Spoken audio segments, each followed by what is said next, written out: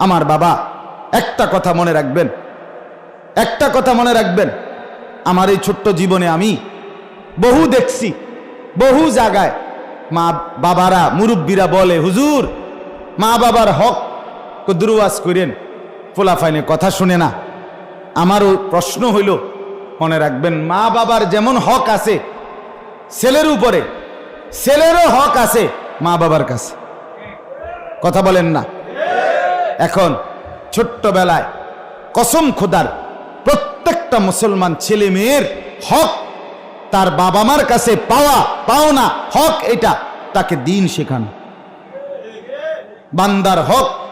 আবারও বলছি মুসলমান শুনেন, আবারও বলছি, বান্দার হক বান্দা মাফ না করিলে আল্লাহ মাফ করে না।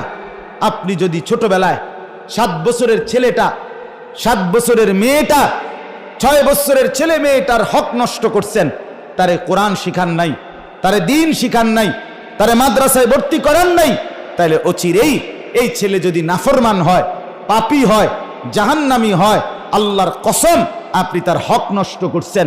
কিয়ামতের দিন এই সন্তান আপনাকে আল্লাহর সামনে ডাইকা আপনার কাছে তার হক চাইবে, হক চাই, বিশ্বাস করেন, হক চাই।